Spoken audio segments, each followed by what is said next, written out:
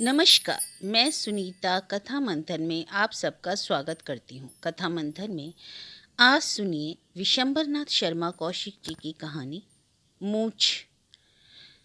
विशंबरनाथ जी की अन्य कहानियाँ आपको हमारी प्लेलिस्ट से मिल जाएंगी, जिसका लिंक आपको एंड स्क्रीन पर मिल जाएगा। इसके अलावा अन्य कहानी और उपन्यास का लिंक आपको हमारे डिस्क्रिप्शन बॉक्स में मिल जाएगा।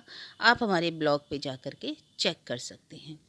अगर वहाँ पे किसी लेखक की कहानी नहीं मिलती तो आप हमारे होम बटन के पास वीडियो के पास जो प्लेलिस्ट बटन है वहाँ पर जाकर प्लेलिस्ट भी चेक कर सकते हैं। अगर student ISC Hindi, maths, chemistry देखना चाहते हैं तो वहाँ प्लेलिस्ट में है, आप चेक कर सकते हैं। इसके अलावा ऑनलाइन ट्यूशन और क्लासेस अवेलेबल हैं। आप हमारा ज्वाइन बटन क्लिक करके टर्म्स एंड कंडीशन पढ़ सकते हैं। शॉर्ट नोट्स के लिए हमें व्हाट्सएप पे कांटेक्ट भी कर सकते हैं। अब चलिए कहानी शुरू करते हैं। मूछ।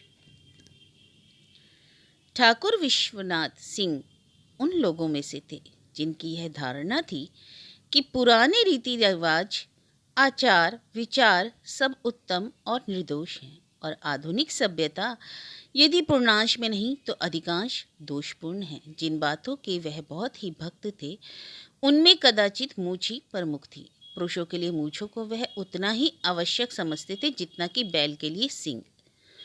उनकी अपनी मूछें घनी, लंबी तथा नोकीली थी। वह मूछों का लालन पालन बड़ी तत्परता के साथ किया करते थे। मूछों में तेल लगाना, कंघा करना उनका नित्य कर्म था। जब फुर्सत के समय अकेले बैठते थे तो मूछों पर हाथ फेरा करते थे, उन्हें मुड़ा करते थे। उनकी मूछ भक्ति देखकर गांव के वे लोग जिनसे उनका हंसी दिल लगी का रिश्ता था उन्हें छेड़ा करते। कोई उनकी मूछ को बुलबुल का अड्डा कहता और कोई कुत्ते की पूंछ से तुलना करता, परंतु इन बातों का ठाकुर विश्वनाथ सिंह पर कोई प्रभाव न पड़ा। उनका ख्याल था कि लोग ईर्ष्यावश ऐसा कहते हैं। विश्वनाथ सिंह जमींदार थे। जिस गांव में वह रहते थे उसी गांव के 4 आने के वह जमींदार, शेष 12 आने के अन्य कई जमींदार थे। संध्या का समय था। विश्वनाथ सिंह के पास उनके कुछ मित्र तथा अन्य लोग बैठे हुए थे। ठाकुर साहब बात कर रहे थे और साथ ही मूछों पर हाथ फेरने तथा मरोड़ने का कार्य भी करते जा रहे थे। सहसा उनका एक समवयस्क बोल उठा, यह मुझे काहे घर घर मोड़ रहे हैं और अब बूढ़े होने को आए, अब मुझे मरोड़ने का समय नहीं रहा। बूढ़े होने आए तो क्या हुआ, है तो मर्द ही, जनाने तो नहीं हो गए। ठाकुर ने अकड़ कर कहा, अजी तो क्या, जिनकी मूछें होती हैं वे ही मर्द होते हैं? एक ने प्रश्न किया। और नहीं तो बिना मूछ का भी कोई मर्द है?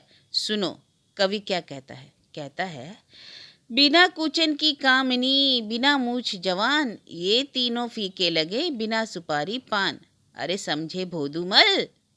हाँ, तो यह जवान के लिए कहा गया है, अब आप जवान कहाँ रहे?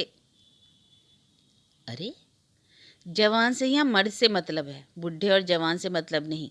अच्छा जरा कविता ही समझा करो। मूछ से बढ़ के मर्द की और कोई शोभा नहीं है। पुराने जमाने में मूछ का बाल गिरवी रखा जाता था। हमारे बाबा पर एक दफ़ा बड़ी मुसीबत पड़ी। एक महाजन से रुपया मांगा तो उसने कहा कोई चीज़ गिरो रख दीजिए। उस वक्त हमारे बाबा की ऐसी हालत थी कि घर में ऐसी कोई चीज़ नहीं थी जिसे गिरो धरते। जेवर के नाम हमारी दादी के पास चांदी का छल्ला भी मौजूद नहीं था। जब महाजन को यह बात मालूम हुई तो वह बोला, अच्छा अपनी मूछ का बाल ही गिरो धर दीजिए। यह सुनकर बाबा आग हो गए और उसे खरी खोटी सुनाकर चले आए। सो पहले मूछ की ऐसी कदर थी भैया, अब आजकल कहो तो पूरी मूछ मुड़ा के धर दें और 2-4 रुपए में। और अब मूछें हैं कहाँ, हमारी लड़काई में मूछें होती थी, एक से एक आला, तस्वीर की तरह देखा करो। जब से मूछें मुड़ाई जाने लगी तब से देश जनाना हो गया है, मर्दानगी तो जाती रही। उनकी ये बातें सुनकर कुछ लोग हंसते थे और कुछ प्रभावित होते थे। उनका एक पुत्र 3rd ईयर में पढ़ता था। शहर में कॉलेज के बोर्डिंग हाउस में रहता था। उम्र 20 वर्ष के लगभग थी। उसकी उगती हुई मूछों को देख देखकर ठाकुर साहब को बड़ी प्रसन्नता होती थी। वह उस दिन स्वप्न देखा करते जब उनके पुत्र जगन्नाथ सिंह की मूछें भी उन्हीं के जैसी होंगी। जगन्नाथ सिंह छुट्टियों में घर आया करता था। एक बार जब वह घर आया तो ठाकुर विश्वनाथ सिंह को यह देखकर फिट आ गया कि जगन्नाथ के होठों पर उस्तरा फिरा हुआ है। पहले तो उन्हें अपने नेत्रों में विश्वास नहीं हुआ, परंतु ध्यानपूर्वक देखने पर वह उन्हें निश्चय हो गया कि मूछें मुड़ाई गई हैं। आपे से बाहर हो गए और वह बोले, अरे क्यों रे जगन्नाथ, मूछें क्यों मुड़ा डाली? जगन्नाथ, मुड़ाई नहीं है, अपने हाथों से मुड़ी है। इतना सुनते ही ठाकुर साहब का हार्ट फेल होने लगा। अपना चित्त संभालने का प्रयत्न करते हुए उन्होंने कहा, मेरे जीते जी, अरे नलायक, मुझे जिंदा ही मारे डाल रहा है। तू इतना नहीं जानता कि जब तक माँ बाप जिंदा बैठे रहते हैं तब तक मूछें नहीं मुड़ाई जाती? यही तुम्हारी पढ़ाई लिखाई है? जगन्नाथ, ये सब पुराने विचार हैं चाचा, आजकल की सभ्यता में मूछें रखना व्यर्थ समझा जाता है। अच्छा, यह नई सभ्यता तो मर्दों को जनाना बनाकर छोड़ेगी, और तो कुछ रहा नहीं। एक मूछों की लाज बाकी थी, सो उसे भी तुम्हारे जैसे कुल कलंक खत्म किए जा रहे हैं। जगन्नाथ ने पिता को समझाने का प्रयत्न किया, पर उसके समझाने ने आग में घी का काम किया। और देखो, ये लौंडा तो उल्टे मुझे ही उल्लू बना रहा है। ठाकुर साहब ने इस घटना को इतना महत्व दिया कि उस दिन भोजन नहीं किया, और जिन लोगों ने सुना और समझाने आए, आजकल तो सभी मुझे मुड़ाने लगे। लड़कों ने मुड़ा डाली तो कौन बड़ा अपराध किया? उनको भी ठाकुर ने फटकारा। बोले, बाप मत जिंदा और लड़का मुझे मुड़ाए घूमे, ऐसा अंधेर भी कभी सुना था? अरे मर्दानगी और शोभा गई चूल्हे भाड़ में। पर इस बात का तो विचार किया होता कि मेरे माँ बाप जिंदा बैठे हैं। लोगों ने जगन्नाथ से पूछा, मुझे क्यों मुड़ने लगा? अपने बाप का स्वभाव जानबूझकर ऐसी गलती का काम किया? जगन्नाथ बोला, कॉलेज के हमारे साथी चिढ़ाते थे। एक दिन बाजार गए तो हमारे एक साथी ने उस्तरा लिया। छोटे से खूबसूरत बक्स में चमचमाता हुआ देखकर जी ललचा उठा। मैंने भी एक सेट ले लिया। जब खरीद लिया तो उसका व्यवहार भी तो आवश्यक हो गया ना। एक वृद्ध सज्जन बोले, यही तो बड़ी बुरी बात है भाई, उस्तरे दुकान दुकान बिकते हैं, इसमें और खराबी हो गई। उस्तरे तो पहले भी बिकते थे, आकाश से थोड़ी ना बरसते थे। एक व्यक्ति ने बोला, गधे हो, पहले ऐसे उस्तरे थोड़े ही बिकते थे कि अपने हाथ से बना लो। अब तो विलायत वालों ने ऐसे उस्तरे चला दिए कि एक बच्चा भी अपने आप बना ले। यही सारी खराबी की जड़ हो गई। ठाकुर विश्वनाथ ने ऐसा हो हल्ला मचाया कि जगन्नाथ सिंह तौबा तौबा बोल गया, और उसने निश्चय कर लिया कि पिता के जीवन काल में मूछें नहीं मुड़ेगा।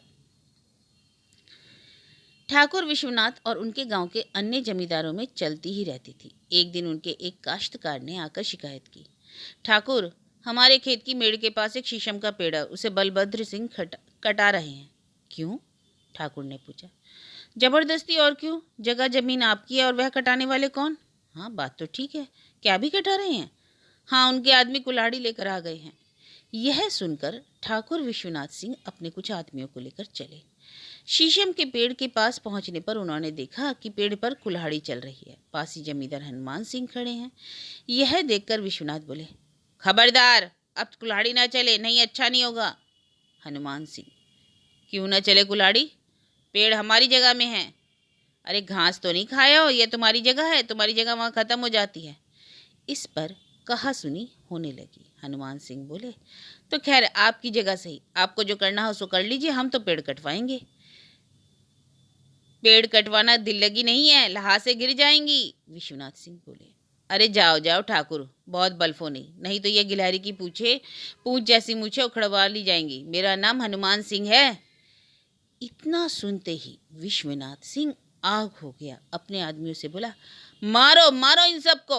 उनके साथ आदमियों में से एक प्रमुख व्यक्ति बोला, ठाकुर, पहले यह निश्चय कर ले कि जगह तुम्हारी है, ऐसे फौजदारी करने से कोई नतीजा नहीं। तब तक तो पेड़ कट जाएगा। विश्वनाथ ने कहा, कट जाने दो, अदालत से पेड़ के दाम मिलेंगे, हर्जाना मिलेगा। अदालत की लड़ाई लड़ो, फौजदारी करने में मामला उल्टा हो जाएगा। विश्वनाथ सिंह चुपचाप वहां से चले आए। दूसरे दिन लोगों को यह देखकर बड़ा आश्चर्य हुआ कि ठाकुर विश्वनाथ ने मूछें मुड़वा डाली।